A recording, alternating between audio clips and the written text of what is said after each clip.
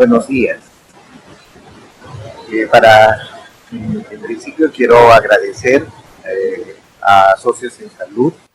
de parte del Ministerio de Salud de Perú, por la posibilidad de organizar este simposio internacional que tiene el propósito de revisar el estado de la situación de la salud mental en el Perú, que probablemente tenga muchas semejanzas con los países de Latinoamérica, dado que estamos viviendo este fenómeno de la pandemia prácticamente con los mismos recursos, ¿no?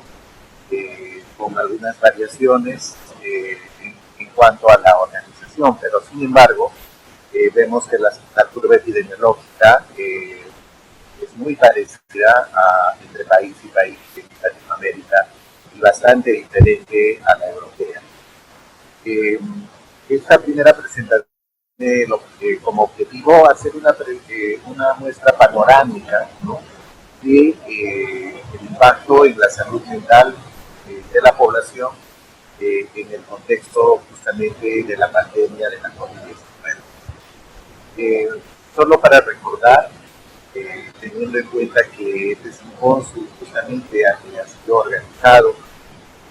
conjuntamente entre el Ministerio de Salud y Socios de Salud,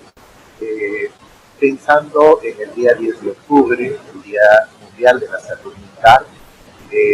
ya en que se recuerda en todo el mundo las tareas que tenemos los países, especialmente estados, para el cuidado de la salud mental de la población, también de la propia población, de las responsabilidades de la propia población. Bien, hablamos mucho de salud mental y es bien importante, solo a manera de recordar, poner sobre la mesa el concepto más sencillo que hay sobre salud mental, que tiene que ver con el estado de bienestar, cual una persona está muy vinculado a este estado de bienestar, a la conciencia de las capacidades que uno tiene, a la capacidad de afrontar las tensiones normales de la vida, a la capacidad de trabajar de manera productiva y fructífera y a la capacidad de contribuir a construir una comunidad que haga posible ese sueño aymara, ¿no?, de nuestros antepasados aymaras que hablaban de nadie se quede atrás, y más aún en una situación tan difícil como la que estamos viviendo, ¿no? También debemos recordar que este bienestar emocional, que está limitado a esas 4 capacidades que nos facilitan la sobrevivencia y nos acercan a las posibilidades de desarrollo personal, familiar y social, ¿no? Este bienestar es muy sensible a los factores que están en el entorno, ¿no? Sean estos factores poblacionales, económicos, relacionados a las características de la comunidad o vecindario, a los eventos ambientales y aspectos sociales, culturales y políticos del entorno, ¿no? A esto le denominamos determinantes sociales de la salud mental, y estos pueden identificarse y hay mucha evidencia ya acumulada respecto, por ejemplo, a factores demográficos como la edad, la etnicidad, el género del trabajo o la calidad del trabajo, así como también la propia seguridad ciudadana, ¿no?, las características de la vivienda, la densidad poblacional, las posibilidades del acceso a la recreación, la exposición al trauma, la violencia, así como también la confianza, el capital social individual, la participación social, el soporte social y la educación, que son factores que durante la pandemia han ido de alguna manera mostrando inclusive, mostrándose o intensificándose, y de modo que han ido impactando en el bienestar emocional de la población. Esto es muy importante, este marco es muy importante en mi opinión para justamente los análisis que tenemos que hacer también para la toma de decisiones respecto a la protección o al cuidado de la salud mental en una población, ¿no? Y esto lo menciono porque lo primero que se espera muchas veces en cuanto a protección de la salud mental es que, digamos, esto se cargue a las labores desde una perspectiva de intervención psicológica o psiquiátrica, cuando en realidad las respuestas de protección, de cuidado de la salud mental, son respuestas, como podemos ver a través del análisis de los determinantes sociales, son respuestas sociales, son respuestas políticas, son respuestas económicas, ¿no? Que tienen que generarse justamente para el cuidado de la salud mental. Perú, como antecedentes, también tenemos que, como el resto de países del mundo donde se han hecho los estudios de carga de enfermedad, también en el Perú la primera razón de carga de enfermedad, especialmente de años de vida perdidos por discapacidad, son justamente los trastornos mentales y del comportamiento, y dentro de estos, especialmente los trastornos depresivos y los problemas por consumo de sustancias, ¿no? Especialmente alcohol, ¿no? En nuestro país. También hay problemas psicosociales previos que los venimos arrastrando y afrontando, como son las violencias, especialmente las violencias contra las mujeres y las violencias contra los niños, niñas y adolescentes, contra las poblaciones más vulnerables, sin dejar de mencionar las violencias contra las personas mayores, ¿no? Entonces, y poblaciones de especial protección, como por ejemplo las poblaciones de diversidad sexual, como la población LGTBI. También otro problema que tiene como antecedente en el mundo y en Perú en particular también es la brecha de atención para las personas que ya tienen un daño en su salud mental, y que ya venía siendo un reto en todo el mundo para los países, especialmente los países con menores recursos, con sistemas sanitarios endebles, como por ejemplo el peruano, que tiene una inversión per cápita en salud anual, una de las más bajas de Latinoamérica, que obviamente explican también la falta de cobertura de las poblaciones que ya tienen necesidad de recuperación, especialmente de intervenciones tempranas en el caso de salud mental, que haga posible una recuperación subjetiva, total, y que pueda limitar la discapacidad que pudiera generarse, ¿no? En el contexto COVID, aquí en nuestro país ya estamos por más de 200 días de emergencia sanitaria nacional, ¿no? Con un aislamiento obligatorio de cada 4 meses, ¿no? Y luego que ha ido focalizándose por regiones y en poblaciones específicas, cada territorio, ¿no? Durante este proceso hemos llegado desde el primer caso, ¿no? Los primeros días de marzo hasta la fecha, hemos llegado a acumular desgraciadamente 31.369 fallecidos, ¿no? Más de 30.000 fallecidos, ya nos estamos acercando en realidad a los 32.000 fallecidos, ¿no? Por COVID. Y también alrededor más de 700.000 casos positivos, ¿no? Que se han distribuido de manera diferente en las regiones, habiendo entrado por Lima y expandido fácilmente por toda la parte norte y oriente, y finalmente en la parte sur, ¿no? Entonces, esto nos ha mostrado en cada territorio todas las debilidades, especialmente del sistema sanitario, pero no solamente prestacional, sino sanitario, entendido como las condiciones sanitarias que se requieren justamente para poder ponerse a salvo de infecciones como por ejemplo la de la COVID-19, como por ejemplo el tener agua potable que haga posible el lavado de manos, ¿no? O el tener la posibilidad de transporte público que haga que sea aplicable la distancia para no o para disminuir el riesgo de contagio, ¿no? Son debilidades propias de nuestro país, que a pesar de haber tenido en los últimos 15 20 años una de las más altas tasas de crecimiento de Producto Bruto Interno de la región, sin embargo, desgraciadamente no hemos tenido la capacidad para construir condiciones de salubridad, condiciones sanitarias, un sistema sanitario suficiente, ¿no? Que sea muy fuerte desde el primer nivel de atención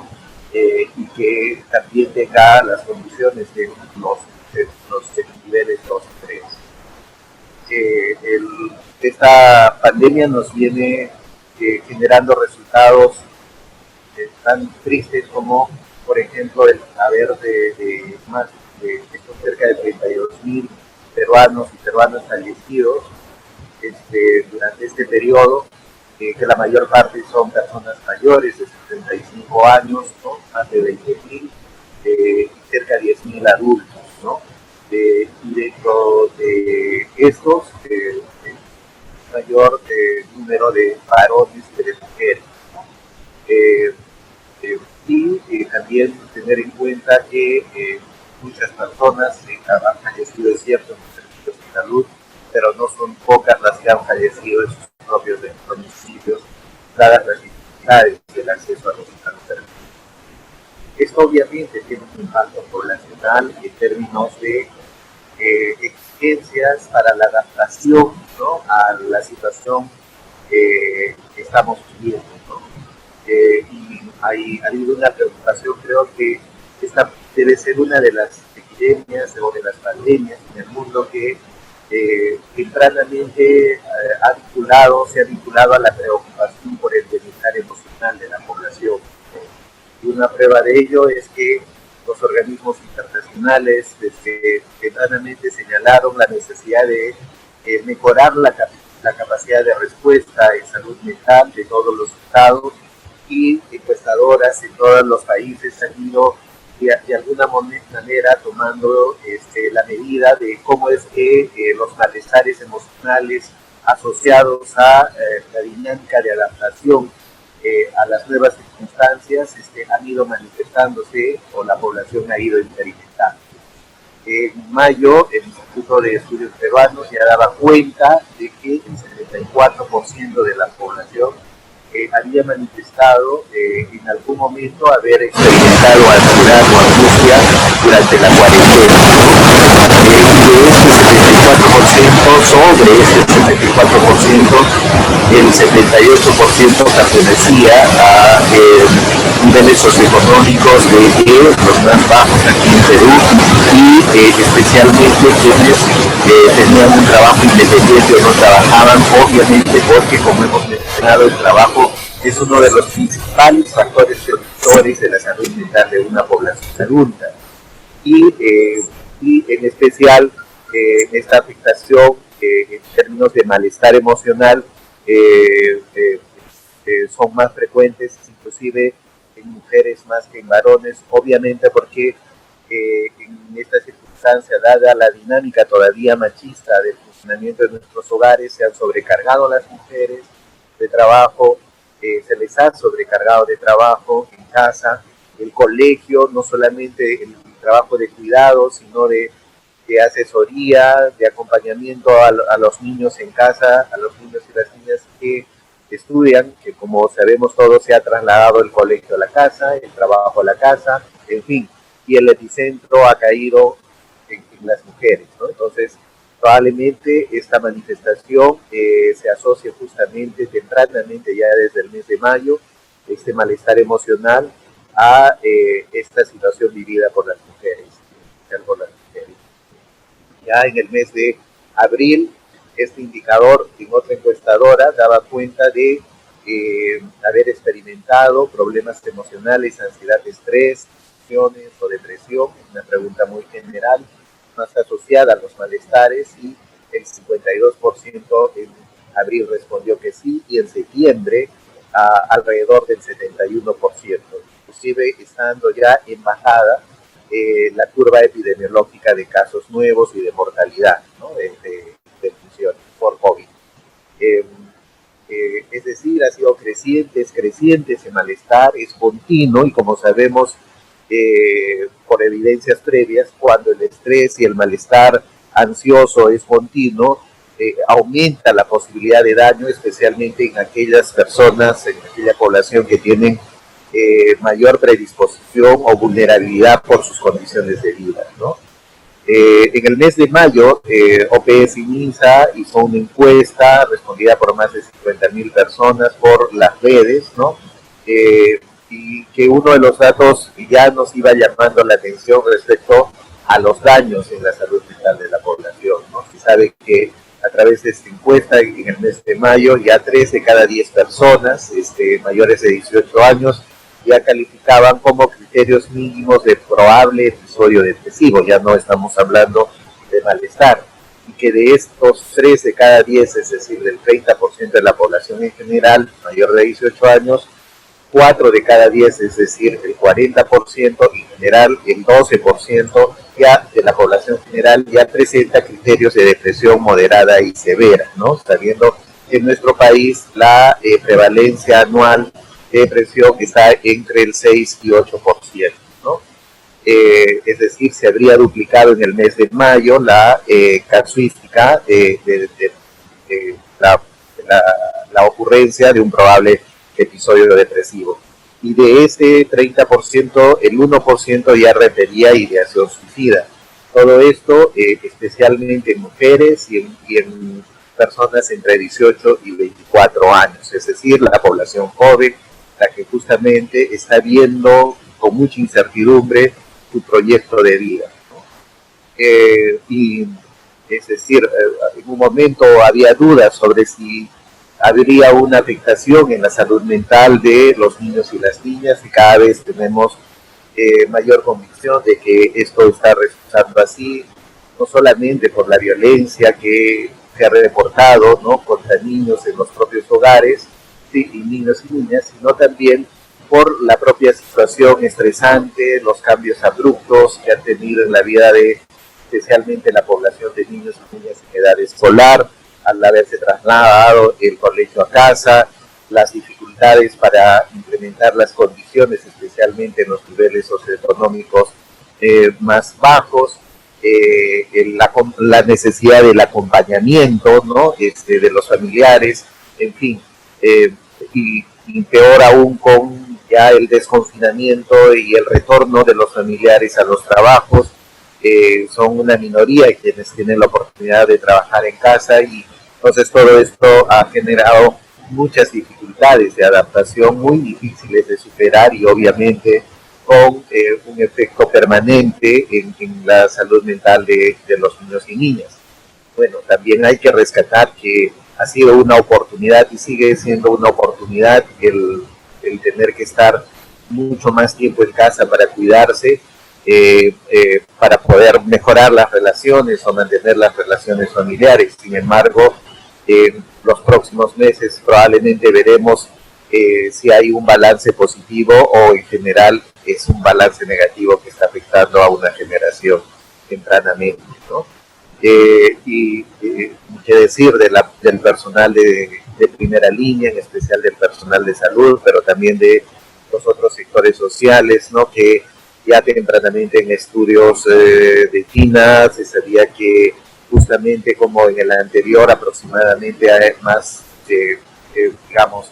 y en población general en Perú hemos encontrado que 3 de cada 10 personas ya tenían algún síntoma de depresión.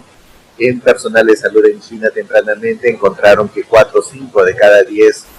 trabajadores de salud ya tenían un cuadro o síntomas de depresión o ansiedad, ¿no? En Perú se está desarrollando una investigación conjunta con más de 20 países del mundo, que se le ha llamado Héroes de la Salud, y que justamente el día de mañana Humberto Maldonado hará la presentación en este simposio de los primeros resultados, ¿no? De otro lado, en general, los problemas sociales se han hecho mucho más evidentes, además de la exposición al riesgo del contagio, la precariedad del sistema sanitario, nuestras pobrezas, desigualdades, inequidades, la corrupción, la insuficiente solidaridad y apoyo mutuo, y la exacerbación de la violencia en el hogar son problemas sociales, psicosociales que afectan obviamente el bienestar emocional y la salud mental de la población. Hay medidas de protección social en el marco de los determinantes sociales que podrían, como hemos explicado, proteger de alguna manera la salud mental de la población, como se han implementado en muchos países, pero en los de menor desarrollo con muchas dificultades, ¿no? Como una serie de bonos económicos, ¿no? Que secuencialmente se ha tratado de llegar a la población más vulnerable, ¿no? Pero que desgraciadamente, dadas las precariedades de nuestro Estado y que obviamente ahora nos plantean el reto de priorizar la relación Estado, sociedad, así como el hacer posible la formalización de la totalidad de la población, que esa es una tarea que tiene que acometerse desde el Estado, por toda la sociedad, pero desde el Estado, porque es para tener condiciones de protección social suficientes, no suficientemente buenos, de modo de atender las necesidades de la población en situaciones como estas, ¿no? Y en general, ¿no? En lo que corresponde a salud mental, específicamente a las intervenciones desde el sector salud, hemos podido recoger muchas experiencias a través del Plan de Salud Mental Perú 2020-2021 y de normas específicas para el cuidado de la salud mental de la población, como de personal de salud, ¿no? Afectado en el contexto de la COVID-19. La respuesta a partir del plan tiene dos aspectos que tienen que ver justamente con el impacto identificado tempranamente, es decir, orientar mayores esfuerzos, mayores recursos al fortalecimiento de la capacidad de respuesta, tanto virtual, que esa es la nueva modalidad implementada dado los riesgos de los acercamientos, pero no ha desaparecido, más bien cada vez se va mostrando una mayor necesidad de la atención presencial de acuerdo a la complejidad, a la necesidad de cada caso. Entonces, el plan está orientado a fortalecer la capacidad de respuesta de los servicios en cada territorio, pero también del desarrollo de la oferta virtual del cuidado y servicios de salud mental comunitaria desde una perspectiva territorial, además de promover el cuidado comunitario y el autocuidado de la salud mental en cada territorio, justamente a través de los recursos de salud y comunitarios que hayan en cada territorio, ¿no? La pandemia en Perú nos ha, también en lo que corresponde a salud mental, nos ha tocado, estando en un proceso de cambio de la forma de atender la salud mental, de grandes hospitales a redes de servicios comunitarios, como lo afirmaba en el discurso presidencial de Fiestas Patrias del año pasado el presidente de la República, ¿no? El ingeniero Martín Vizcarra. Y quería yo resaltar esto porque digamos, en Perú, en los últimos años ha habido mucha mayor sensibilidad respecto a las necesidades de salud mental, de protección de la salud mental de la población, tanto así que esto ha llegado hasta el propio discurso presidencial y que ha hecho posible los desarrollos que hemos podido tener en cuanto a implementación de servicios de salud mental. Es clara la política de servicios de salud mental que tiene el Ministerio de Salud, aprobada en diferentes documentos técnicos, pero fundamentalmente dicha la Ley General de Salud, modificada en el año 2012, y de la Ley de Salud Mental, aprobada en el año 2019. Estamos en el proceso de implementación de esta reforma de la atención de salud mental, y de manera acelerada durante los años 2018-2019. Ustedes pueden ver que prácticamente se está llegando a todas las regiones del país, con 155 centros de salud mental en funcionamiento actualmente, y con el reto conjunto con muchos de ustedes que están participando en este simposio en regiones, ¿no?, de implementar antes de diciembre 50 nuevos centros de salud mental que puedan acercar los servicios, considerando que en los próximos meses o años probablemente tengamos recién mucho más claro y en mayor dimensión el impacto en términos de daño de la salud mental de nuestra población, y que hay la necesidad de tener estos servicios muy, muy cercanos a la población, que ese es el principio fundamental de la calidad de servicios de salud mental, el estar muy cercanos a donde la población los necesita, ¿no?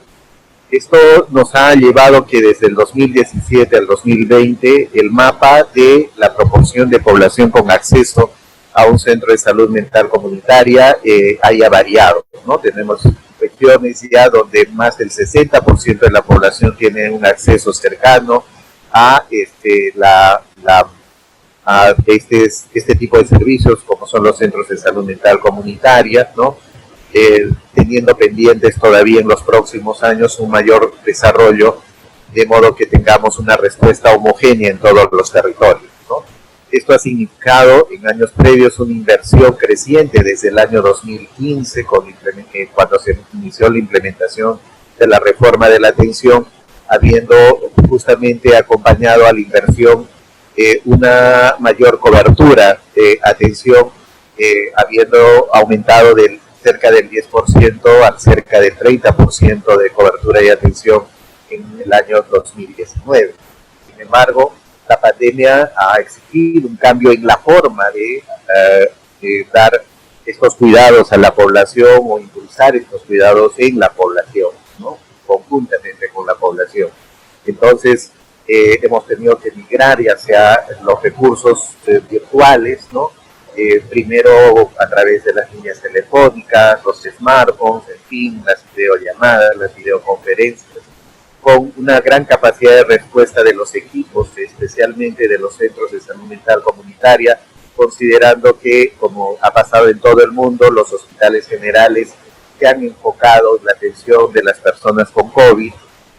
y han cerrado sus consultas ambulatorias.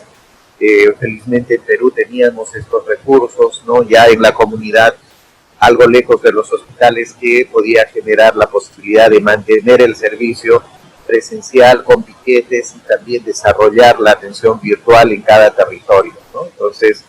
desde el Ministerio de Salud pudimos, a través de la Dirección de Telesalud, impulsar la línea 113, opción 5, permanentemente, las 24 horas del día, que sigue funcionando todos los días con un pool de psicólogos que permanentemente están atendiendo las situaciones, la demanda de atención de urgencia y dando el soporte inmediato y las derivaciones a los servicios de salud mental más cercanos al domicilio de cada persona, ¿no? Ha tenido que hacerse todo un esfuerzo, ¿no?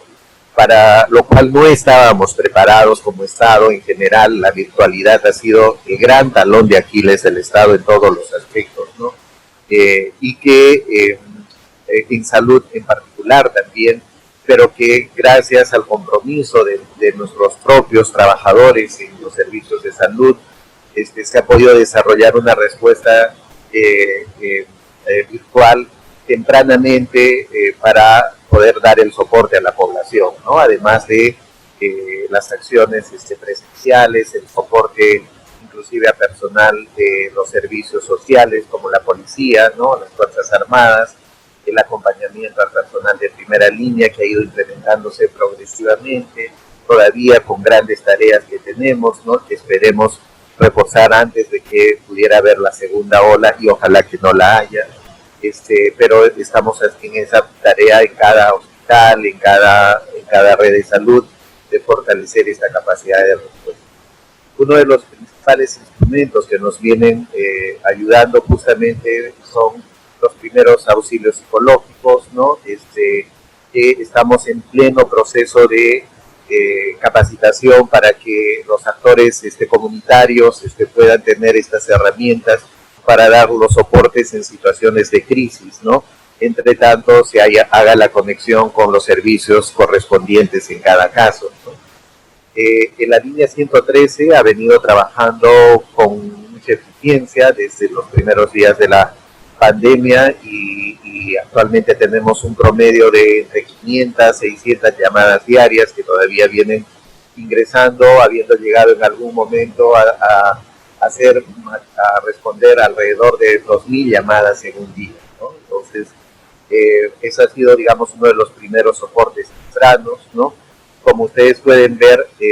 comparado al año 2019, que está en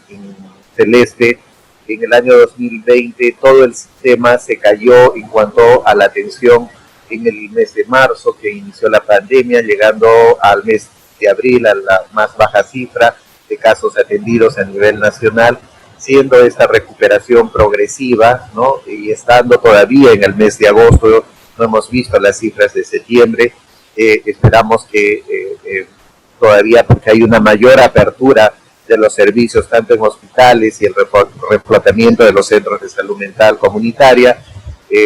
con el reforzamiento de los equipos de protección personal, en fin, todo lo que sea necesario y los equipos y los recursos para la virtualización,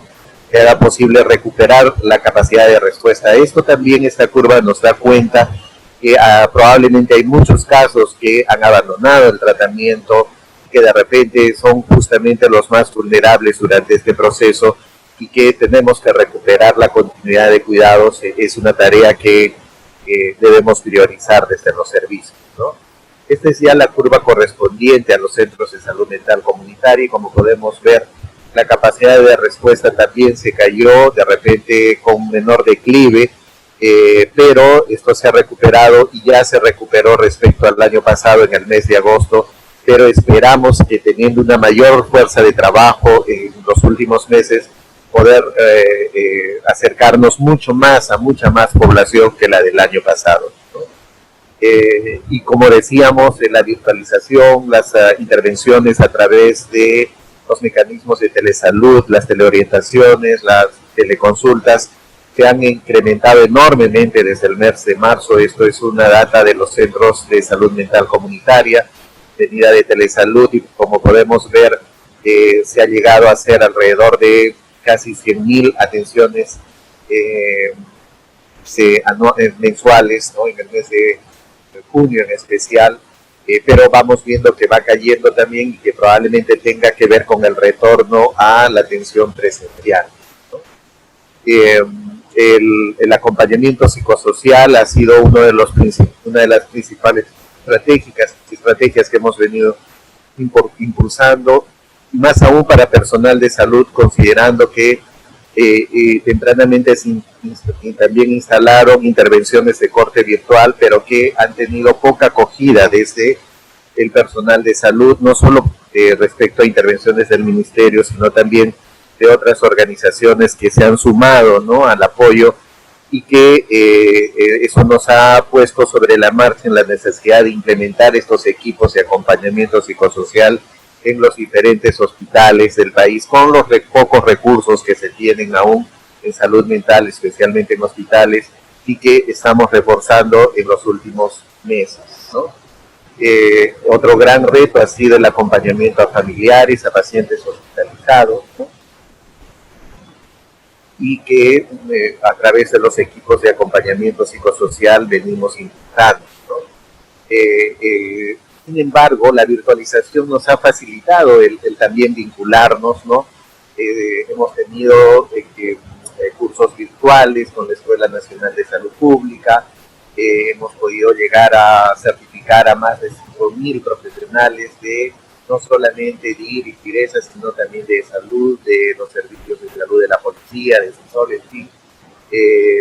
Hemos tenido eventos o actividades de capacitación numerosas que nos han permitido llegar a todo el país, compartir con otros países, que los equipos de los servicios de salud mental también interactúen con países vecinos y puedan compartir las experiencias para poder acercar mejores alternativas a nuestra población con los problemas específicos que se van presentando en la pandemia, ¿no? También debo mencionar que han habido respuestas para poder inventariar, empezar a dar cuenta, tomar el pulso sobre las variaciones en la salud mental, tanto en términos de reacciones adaptativas como de daños tempranos que puedan presentarse en la población para poder los pocos recursos que todavía se tienen en salud mental puedan orientarse a justamente estas poblaciones, ¿no? De uno de ellos, el estudio de héroes, que como mencioné el día de mañana se presentará los primeros resultados, ¿no?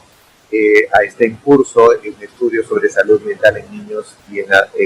en adolescentes en Perú, un estudio conjunto con el Ministerio de la Mujer, el Ministerio de Educación y UNICEF, que es por redes sociales, ¿no? Que esperamos también tener los resultados a fines de octubre o las primeras semanas de noviembre. El Instituto Nacional de Salud Mental, Honorio Delgado Hideyo Noguchi, también viene impulsando estudios específicos en población general y en personal de salud. Y para el próximo año, preparándonos, esperamos obtener el financiamiento para la primera encuesta nacional de salud mental, que justamente permita tener información sólida en el largo proceso de recuperación de la salud mental que tendremos producto justamente también de las brechas previas y del impacto de la propia pandemia. Para terminar, solo a manera de enumerar un inventario de debilidades que nos deben orientar para el fortalecimiento de los recursos en salud mental.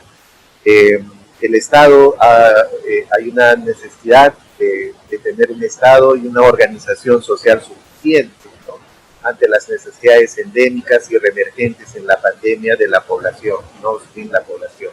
Esto es muy importante resaltar. El virus creo que ha llegado también para mostrarnos, ¿no?, que la organización social que tenemos, ¿no?, está muy orientada a la producción económica y las particularidades de la distribución de los recursos económicos, que no tienen como prioridad el tener una respuesta en educación, una respuesta en recursos sanitarios, una respuesta respecto a un sistema prestacional de salud sólido, ¿no? Digamos, el virus nos está mostrando la total insuficiencia, más aún en Perú. Perú tiene que reorientar las prioridades de su inversión, de los recursos que generan a través de los mecanismos de producción económica, hacia tener, por ejemplo, un sistema educativo y sanitario suficiente que atienda las necesidades de la población, y que en lo que corresponda a salud, que parta desde el primer nivel de atención, considerando el primer nivel de atención como se ha sostenido desde muchas décadas atrás, que el primer nivel de atención empiece en los hogares, empiece en los colegios, que empiece en las organizaciones de cada comunidad. Esto es muy importante, y más aún para salud mental. Ese es un esfuerzo que se viene haciendo a través de la reforma de la atención de salud mental, y que esperamos que justamente producto de esta pandemia podamos construir una mejor realidad, que implique la articulación entre el sistema sanitario y la comunidad organizada, ¿no? Las acciones intersectoriales en el territorio, tener recursos humanos calificados para la intervención comunitaria. En la próxima sesión, inmediatamente termine yo, el colega Sánchez, jefe del Centro de Salud Mental Comunitario de Caraballo, mostrará justamente los resultados de un trabajo comunitario de vinculación muy bien planteado, y que es necesario reforzar la necesidad de tener un sistema de información en salud sólido, de conectividad e infraestructura, y el financiamiento para la ampliación de la oferta de servicios de salud y sociales comunitarios territorializados. Muchas gracias por la oportunidad de llegar a ustedes, y esperamos que lo dicho aporte los insumos para estas 2 jornadas, hoy y mañana, de reflexión sobre la salud mental y sus posibilidades en un país como Perú en plena pandemia y post-pandemia. Muchas gracias.